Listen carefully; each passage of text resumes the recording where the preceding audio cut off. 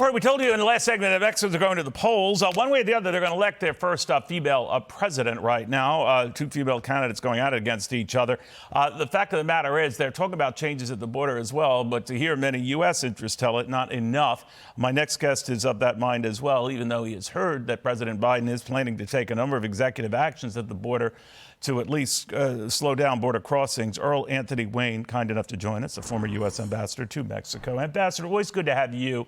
What do you make of what President Biden is planning? He wants to go after those who claim amnesty and limit that as an excuse to stay in this country or even get into this country.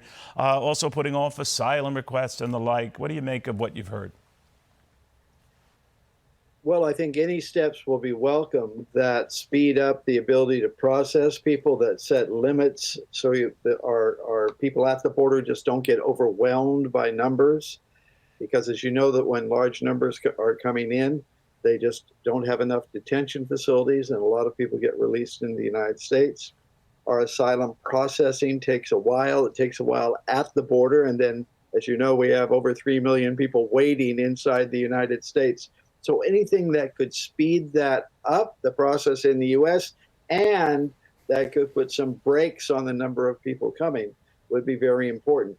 Right now, we've had lower numbers for the first months of this year, in large part because the Mexicans have stepped up their efforts to manage the migrant flows coming through Mexico to the border.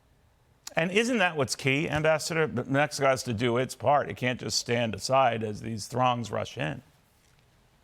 That's right. And it's been mixed over the years. Sometimes they've stepped up, and other times then they've lessened the pressure, in part, I think, because they just don't have great capacity on their side, and they have other demands because the same people that manage the migrants are also supposed to be providing security in the cities and on the highways. So right now, however, they're making a very firm effort to turn people around, to manage it, to send them back south, and that has helped immensely.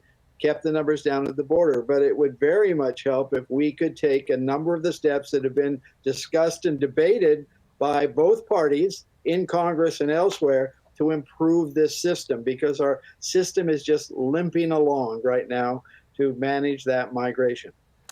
Donald Trump has talked about mass deportations to deal with this, all but shutting the border down. What do you think of each or both? Well, I think it would be, we would get into many internal debates if we turn to this mass deportation approach. No question, the people violate the laws. They should quickly be identified, sent back to where they came from in the easiest way possible. Now, that's hard if they're from a long ways away. It's easier if they're from Mexico or the northern part of Central America because we have channels that work there. We also have people legitimately looking to flee violence, human rights violations. We need to be able to make those judgments more quickly. But right now, we don't have the fast processes, we don't have the people, we don't have the facilities. Right. And anything the executive does, whether it would be a future President Trump or a President Biden, would be subject to court challenge. So the best solution would be congressional action to fix a lot of these issues. In the short term, however, there are a number of things which the Biden administration could start doing that would help. They've been discussing and debating this for a while, and some of the reporting is they may be getting close. Close. No cigar yet, but close. All right, Ambassador, thank you. I'm Steve Doocy. I'm Brian Kilmeade. And I'm Ainsley Earhart. And click here to subscribe to the Fox News YouTube page to catch our hottest interviews and most compelling analysis.